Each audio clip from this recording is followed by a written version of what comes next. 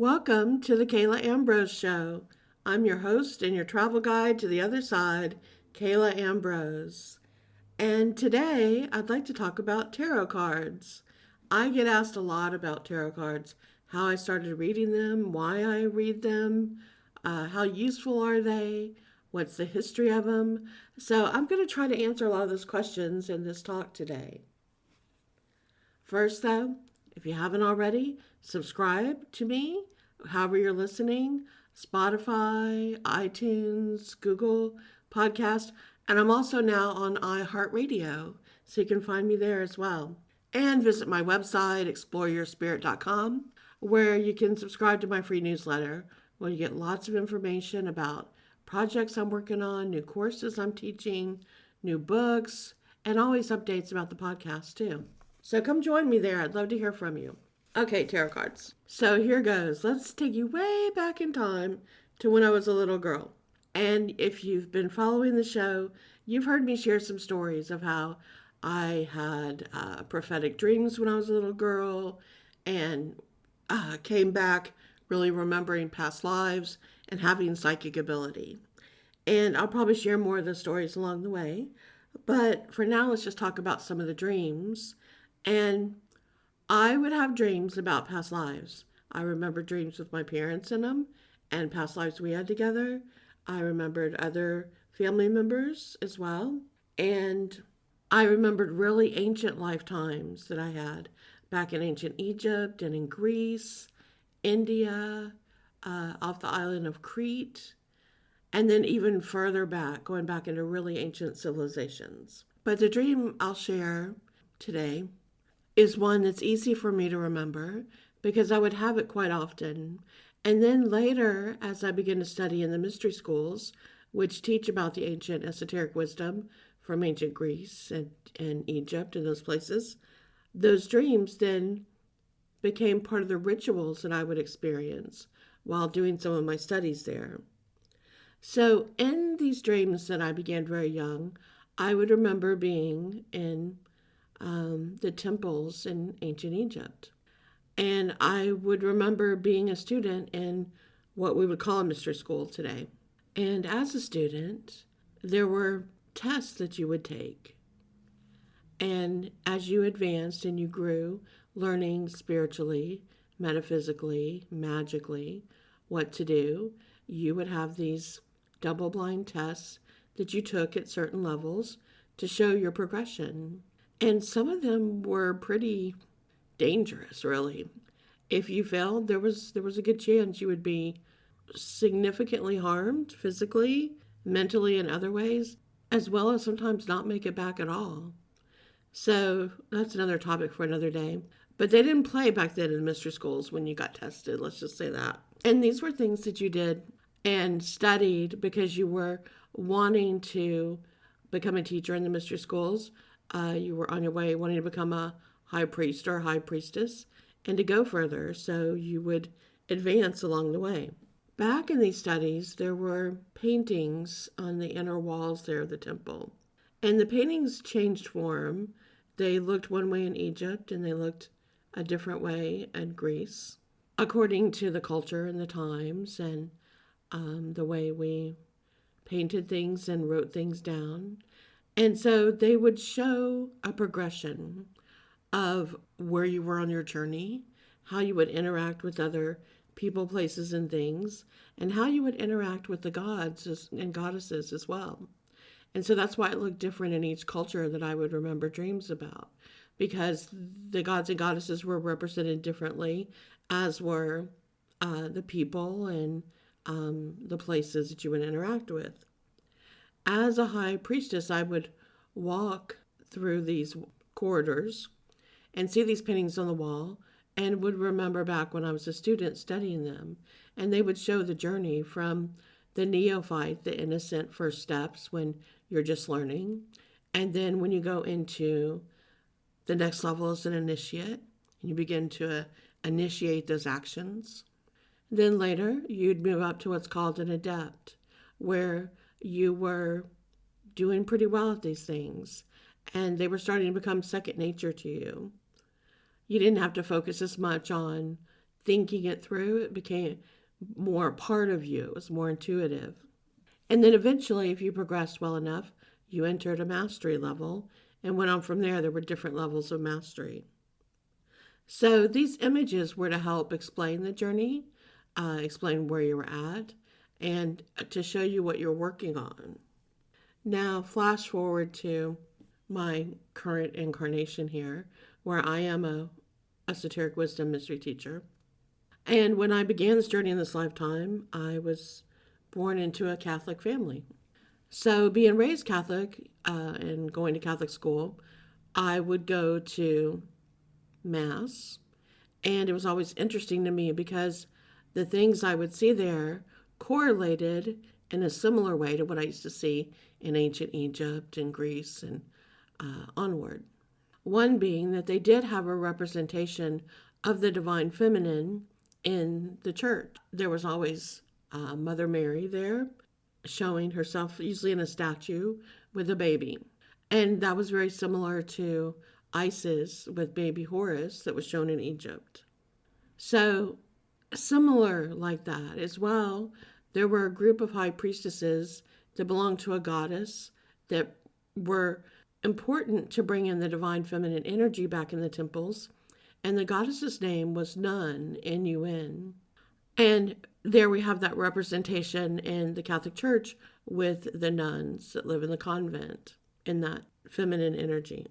Not quite the way it was back in Egypt, because they're held more in patriarchal control currently, but still there's some recognition there by the Catholic Church that that has to be displayed in some way to really make the full expression of the ritual. And then also I remember leading up to Easter, there is a ritual that goes in the Catholic Church called the Stations of the Cross. And they will, in many churches, in the Catholic churches, hang even pictures that you walk around the church and you observe the different stations. And the pictures depict the journey of Jesus from being taken and then what the story says he experiences all the way until he is nailed to the cross. And those stations of the cross showing different experiences and things that you endure and show in many ways the stations that each person goes through as they undo their ego, as they transform, as they go from being more of just a human to connecting with their higher self and their soul and connecting with the higher realms and the higher planes of being. It shows that journey. Now, this shows it in the journey of explaining the story of one person, where back in ancient Egypt, this was depicted to show each person's story. And that this is the journey we all take, moving from what's called lower Egypt into higher upper Egypt, from the lower chakras and the ego up through the heart chakra, where it opens, and then up into the higher realms as we progress. And this is what the symbol of the Ankh shows, as well as the cross. That might be a story for another day before I get too deep into ancient Egyptian teachings here. But it's important to understand that the symbols and the paintings all correlate and were very meaningful to show the journey. From there, I would have other dreams where I remembered living in Eastern Europe. And I was with my parents, and we were what would be called gypsies. And I remember watching my family reading cards, using these cards to tell people their future. From there, the dream would show me, and I'm not really accurate with history as far as what century it is, but it was a time during the courts. And I'm going to guess and say 16th century, but I'm not really sure. But the courts where those at royal court would play with cards, and it would look like they were just playing a card game. But then in private, the certain people would use the cards as well to read them and tell the future. And it wasn't really allowed back then. It was to have the cards as tarot cards, like they were in other times.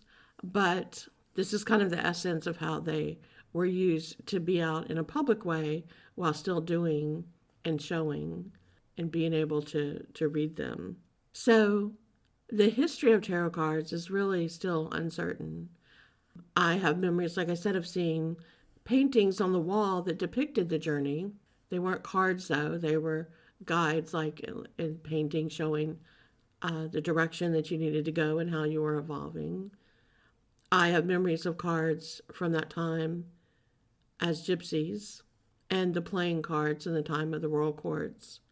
And then the next memory I have of a past lifetime with that is in Europe and in Britain at one point, where I was with others and we studied in a group and we used tarot cards as one of the magical practices that we did. And then there are other lifetimes I have where I was kind of a wise woman out in a little cottage in the woods and people came to see me for readings and other types of help. Most recently in this lifetime, my great grandmother, who lived in South Louisiana, made her living reading tarot cards and tea leaves for people, and that's how my grandfather was brought up. I never met her in the physical world. She passed away, I think, right around the time that I was born. But she started coming to me in spirit and would visit me since I was a little girl and talk with me about things. And she told me that I was going to carry on doing what she had done as well. And when I was about 12, for some reason, I felt energy swirling up in me, even though I'd been psychic and had prophetic dreams and would talk to my parents about them and were seeing auras around people and even using psychometry without fully understanding what it was.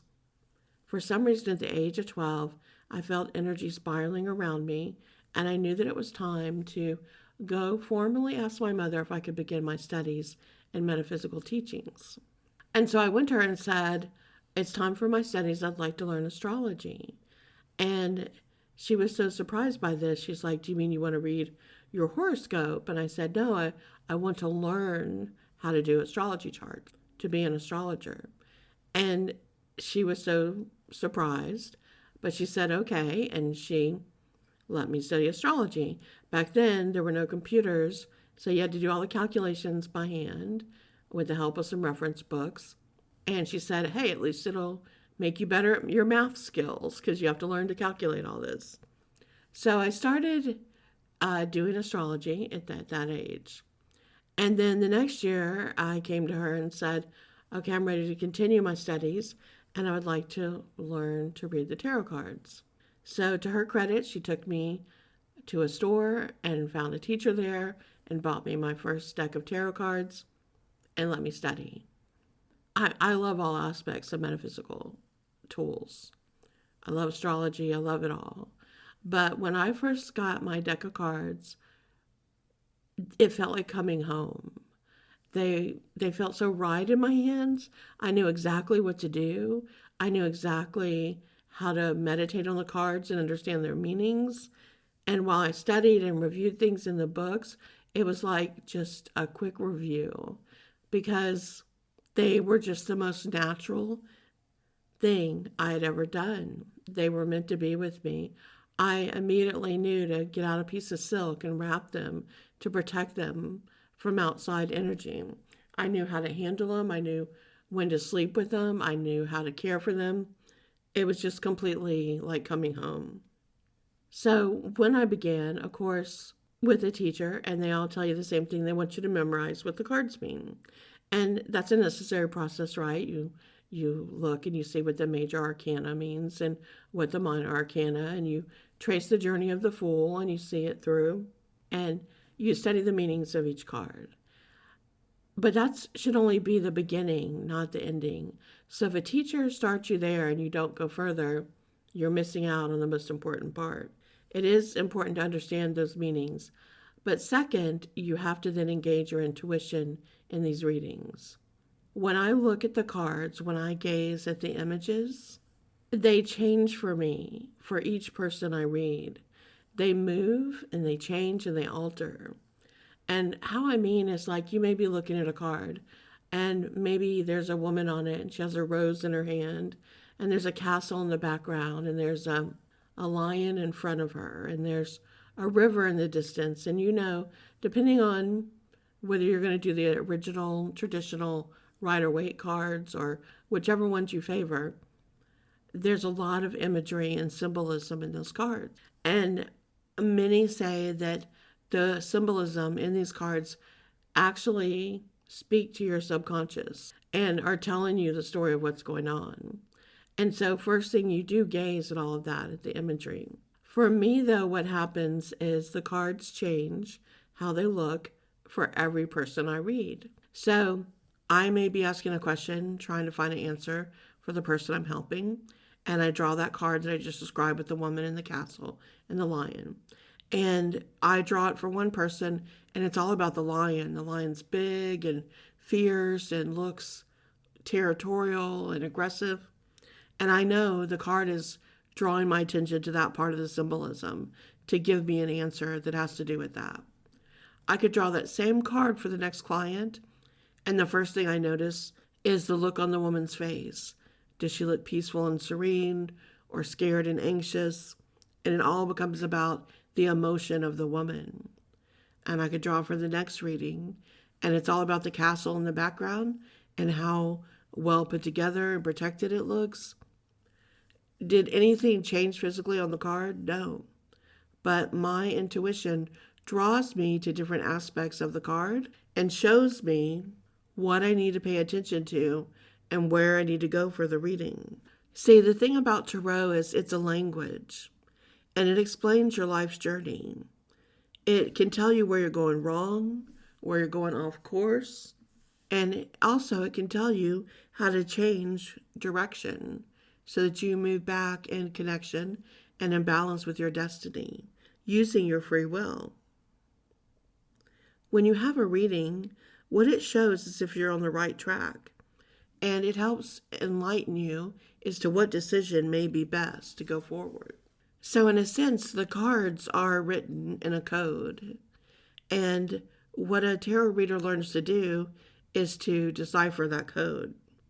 And so for me, the illustrations change as I look at them. I understand the basic meaning of each of the cards, but my intuition tells me the rest. Tarot cards are just one tool that you can use in psychic readings. You can read tea leaves. I've even taught people how to read seashells. In my Wise Woman course, I teach that. Okay, so I thought it'd be fun to end this session today by doing a little one card draw for each of the astrological signs. So I'm going to draw a card for your sign, and the question I'm asking is what's coming for you in the next 3 months. So of course it'll be somewhat broad because it's just for your sun sign, your astrological sign. Only so much I can say because of that, and that it's only for the next 3 months. But if it was interesting or hit home for you, of course I'd love to hear from you. All right, so the first card I'm drawing is for Aries. Aries, your card is the Ten of Cups. And this is a great card. It's beautiful. And it means that you're going to have a really great love life. So there's something coming up for you with romance and love. And it's going to bring itself into a brighter light now and be shown to you. Now, what I do see moving in the card for Aries that's a little different is there are some vines that are climbing up on each side of the person and going up into the arms. So there's something holding you back, and that's what's standing out the most in this card right now. Is every opportunity is there to have the relationship that you want to have, but you're actually holding back by not giving some part of yourself. And if you don't take this time to let go and to really open up fully and to be vulnerable, you're actually going to block this love that is wanting to come to you. So now's the time to let go of any fear or worries and to undo those blockages and really open up, because the love you seek is really trying to come to you right now. Again, this is coming sometime in the next 3 months. All right, let's draw a card for Taurus. Taurus, your card is the Moon. And right now it shows that there's a little bit of indecision for you between what your mind thinks logically you should be doing and what your heart really desires. And so you're kind of in an in between trying to figure it out, what your purpose is, what you want in life. You're not going to be able to logic this out, meaning writing down on a sheet of paper things that you like and figuring it out from there. This is your soul really longing to have you tap into your intuition and to finally discover what it is you truly want to be. Not if it will pay the bills, not if it will bring a distinction, not if it'll create something, but what is it you've always wanted to do and be?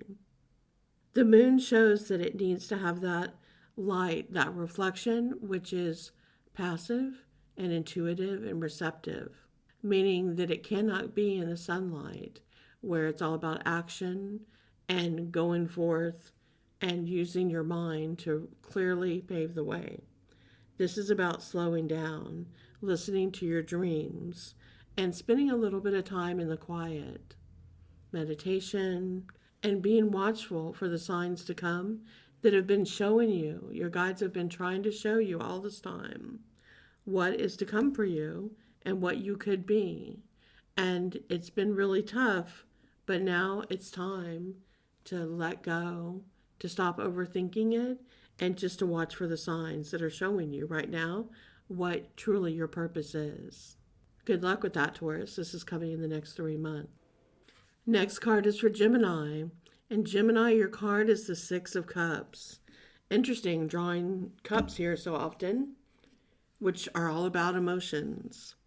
And Gemini, this card shows that you're stuck in the past and that you haven't let go.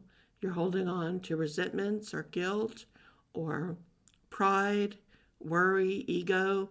Something is blocking you from moving onward into the future. Maybe you're beating yourself up about the past or wishing you had done things differently. And as I say, the only two emotions that are worthless are guilt and worry. You can't fix either. Guilt is staying stuck in the past. Worry is borrowing energy from the future. You can only deal with what's now. And so this card is telling you that it's time to let the past be the past. And also not to redefine yourself by who you were in your past, but rather it's time to recreate yourself. Lose the fear, lose the ego, lose the worry from the past, and it's time to recreate yourself into something new and exciting. The next card is for Cancer. And Cancer, your card is the Two of Wands. Cancer, this card is about standing in your own power, not letting other people build you up, but rather really knowing your true self and finding that strength and energy from within.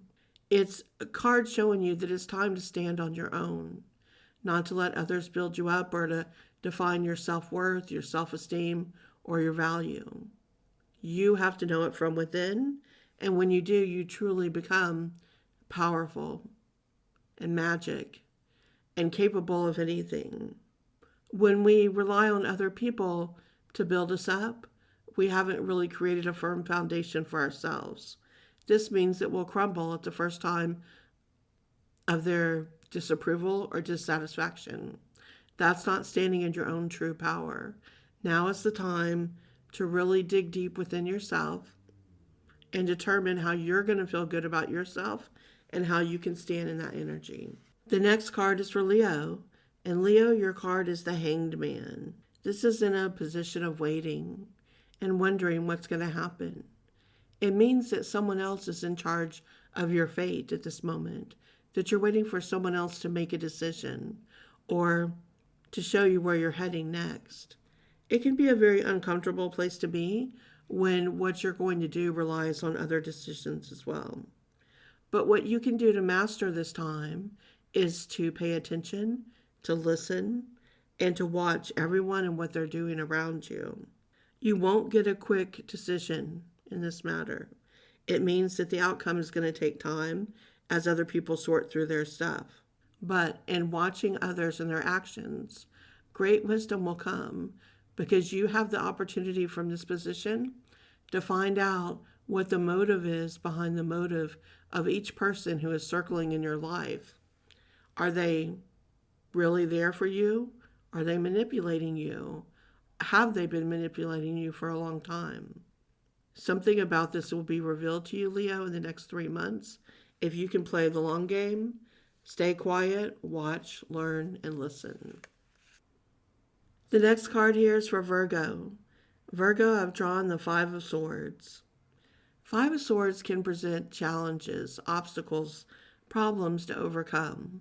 And while people, of course, see this card and think, I don't want to hear about that, the truth is we all receive this card in different parts of our lives. We all are in stages of growth, and we have to learn new things in order to evolve. So this is simply your turn right now. You are being presented with some challenges to overcome and others to heal from. This is going to make you a better person should you walk through this path and overcome it.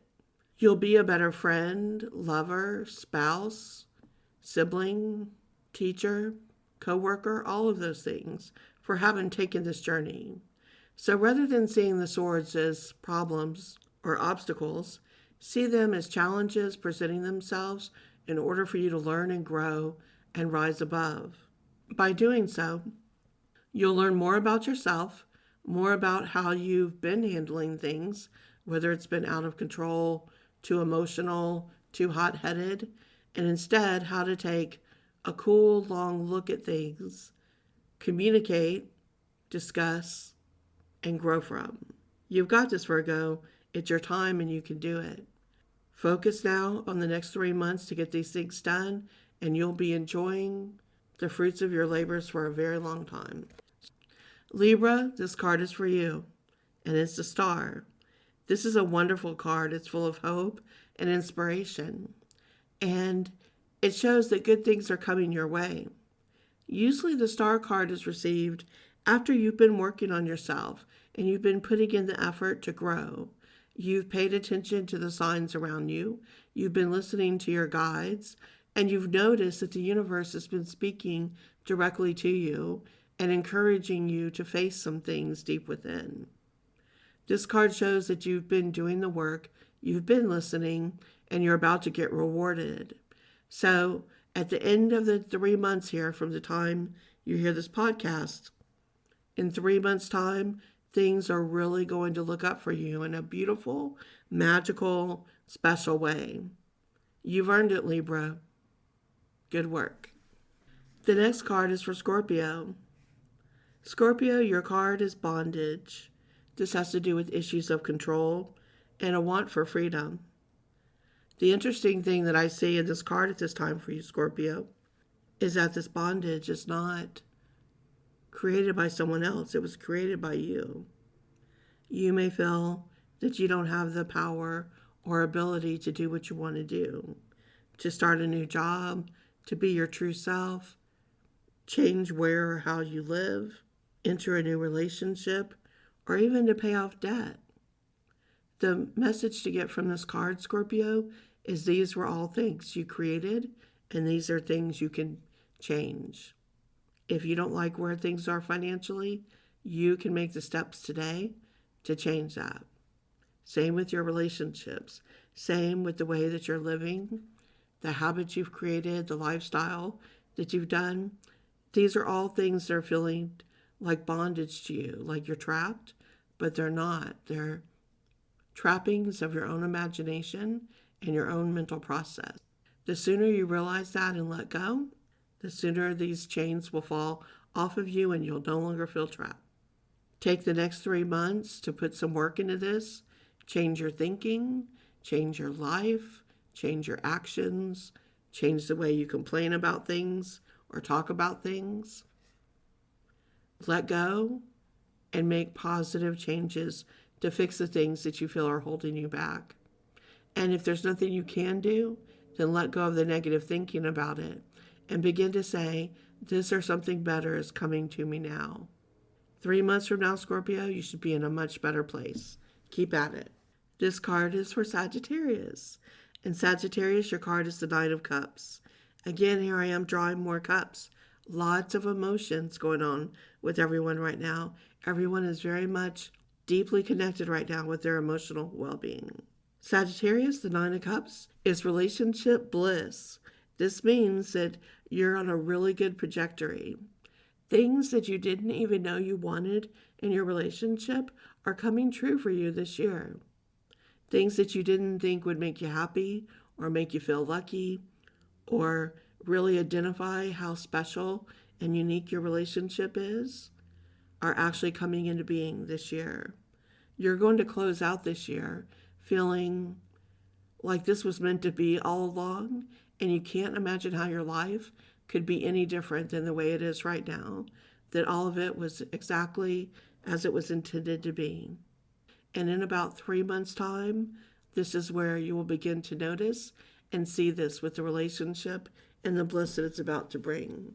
No work to be done here except to keep your eyes, thoughts, and mind open and see what it is, all the beauty that's coming your way. This card is for Capricorn.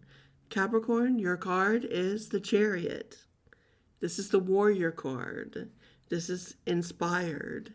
This is about breaking down any walls that were blocking you and then getting to work and using your determination and all the skills you have to make a big splash in the material world. This is when you take control. You grab the reins and you move forward and you find your inner strength to go in the direction that you really wish to go now. Don't get distracted. Don't get discouraged. Keep your eye on the goal. And be sure to protect yourself from people who may be negative or have negative energy they want to throw your way. Don't allow yourself to engage in those conversations or to be in their energy. You're a warrior. You're focused on what you want to create and achieve right now, and don't let anything stop you from that purpose.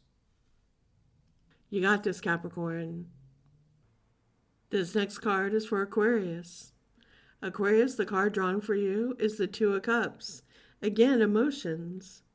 Two of Cups is a loving card. It's very much the energy of two. And here we are in this year of two, in 2022. So many twos coming at us about relationships this year. And when I see this card in a reading for anyone, it means either a brand new relationship full of love and all the things you've longed for, or if you're in a relationship, it means a new beginning of understanding.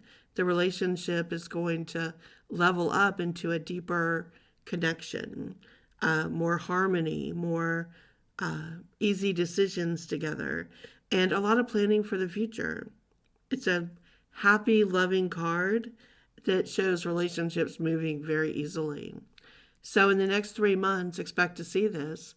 It's a good time to engage and open up to your partner, if you have one, about what you would like to see and do and how you'd like to grow together in the future. And if you're single, it's a great time to put yourself out there and get ready to meet that really special person. Sending lots of love your way, Aquarius. This card is for Pisces. Pisces, your card is the Ace of Swords. I love how we're ending up this reading today. Ace of Swords is a position of power, lots of energy, ability to achieve anything you want right now. So it's a great time to let go of old feelings and let go of any stress you've had. And it's saying, you've got this. The odds are in your favor. You can succeed at whatever endeavor that you're trying to take on. You are holding the sword in your hands that lights the way and carves through any boundaries that you once had. The only thing to remember about the sword is that it is very powerful. And so when you get this card, it's to use that power responsibly. If you let the power go to your head and start slashing at everything, you'll actually diffuse the power and it'll drain quickly. So think very carefully about the one specific thing that you'd like a status surge to happen for you, and use this sword of light to shine directly on that in order for you to achieve this goal. Next 3 months are when it's highlighted, so choose carefully and wisely. Okay, well, I hope you enjoyed those little mini tarot card readings today and that you learned a little bit more about tarot cards and how you might like to use them in your life if they feel good. Wishing a wonderful 3 months for all of you, according to what the cards had to say. May you learn and grow and do well and find love and joy, peace and happiness in all that you do. Take care. See you next time.